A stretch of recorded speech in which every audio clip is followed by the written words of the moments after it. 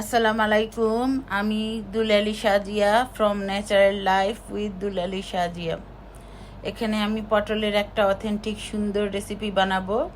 আপনারা যদি খেয়ে না থাকেন অবশ্যই একবার হলেও বানিয়ে খাবেন। এর জন্য আমি প্রায় এখানে আধা কেজির উপরে পটল নিয়ে নিয়েছি। আপনারা যে যার প্রয়োজন অনুযায়ী পটল নেবেন। আর দেখুন পটলগুলি আমি কিভাবে ছিলছি। আমি এখানে কিছু পটল চামড়া মাঝখানে একটু একটু রেখে তারপর ছিলছি। আবার কিছু পটল পুরাপুরি চামড়া ছিলে দুই রকমই আমি আপনাদেরকে করে দেখাবো।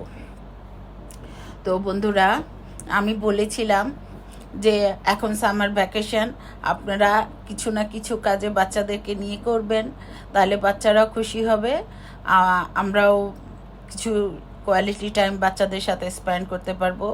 তাই আমার মেয়েই সবসময় আমাকে কিছু না কিছু করার জন্য উৎসাহ দেয়, আম্মু চলো কিছু করি কিছু করি। তো দেখুন, ওকে দিয়েও করাচ্ছি। ও তো পিল করতেও পারতেছে না, তারপরেও ট্রাই করতেছে।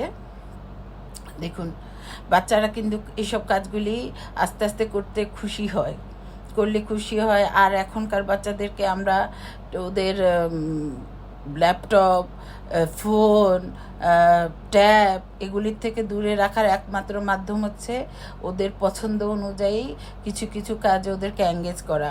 তো এখানে আমি পটলগুলি ছিলে নিয়েছি, ভালো করে এগুলিকে ধুয়ে নিব 3-4 বার, ধুয়ে কচলিয়ে তারপর আমি পুরাপুরি পানি ঝরিয়ে নিব। পানি ঝরিয়ে দেখুন, এটা কিন্তু সম্পূর্ণটাই হচ্ছে কাটার উপরে নির্ভর করে সৌন্দর্যটা। দেখুন আমি কিভাবে চিকন চিকন করে একটু করে রেখে আলতো করে লম্বা লম্বা করে কেটে নিচ্ছি। একদম নিচ পর্যন্ত নিচ্ছি না, একটু কিন্তু খেয়াল করুন আপনারা, নিচের দিকে আমি কিন্তু একটু রেখে দিচ্ছি। এভাবে খুব সাবধানে যত চিকন করে করতে পারেন, এটা আপনারা বটির সাথেও করতে পারেন, যে কোনো কাটারের মাধ্যমে করতে পারেন, যে যেটা ইউজ করেন সুবিধা অনুযায়ী। আপনারা এটা কিন্তু বলে বোঝানোর কিছু নাই, আপনারা দেখুন কিভাবে কাটতে হয়। এভাবে দেখুন, এভাবে দেখে সুন্দর করে আপনারা কুচি কুচি করে কেটে নেবেন, একদম নিচ পর্যন্ত নেবেন না, একটু সাবধানে। আমার মতে আমি 2 রকমই করেছি, তবে একটু চামড়া সহ রেখে করলে জিনিসটা একটু মজবুত, মানে একটু স্ট্রং থাকে। চামড়া পুরাপুরি পিল করে ফেললে আপনার ওই পটলটা খেতে একটু একটু নরম লাগে। তো আমি সাজেস্ট করব আপনারা একটু চামড়া সহ রেখে ওটাই করবেন, ওটাই ভালো হয় বেশি। তো আমি পটলগুলিকে একটি পাত্রে নিয়ে নিচ্ছি, নিয়ে এখানে আমি 1 চা চামচ মরিচের গুঁড়ো, 1/2 চা চামচ হলুদের গুঁড়ো, 1/2 চা চামচ লবণ দিয়ে দিয়েছি। তো আপনারা লবণটা স্বাদ মতোই দিবেন, যে যার। তো যাই হোক, আমি এগুলিকে ভালো করে উল্টে পাল্টে মেখে নিয়ে নিয়েছি যেন সব দিকে মশলাগুলো লাগে। এখন আমি একটা ডিম নিয়ে নিচ্ছি, ডিমটা ভেঙে আমি ওই পটলগুলির সাথে মেখে রেখে দেব। এখন এই পটলটা দেখুন, ডিমটাও কিন্তু আমি ভালো করে নেড়ে চেড়ে মেখে নিচ্ছি আলতো করে।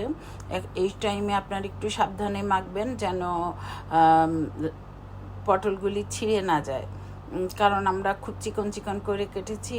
যদি বেশি জোর করে কচলিয়ে মাখতে যান তাহলে কিন্তু পটলটা ছিঁড়ে যাবে, তখন তার সৌন্দর্যটা থাকবে না।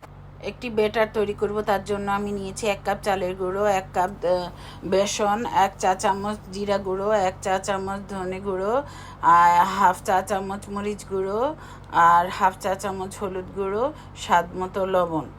আর আপনারা চাইলে এতে কেউ ম্যাগি মশলা বা একটু টেক্সটিং সল্টও মিশাতে পারেন যদি আপনারা পছন্দ করেন, আর না চাইলে এটা স্কিপ করতে পারেন, এটা এসেনশিয়াল কিছু না।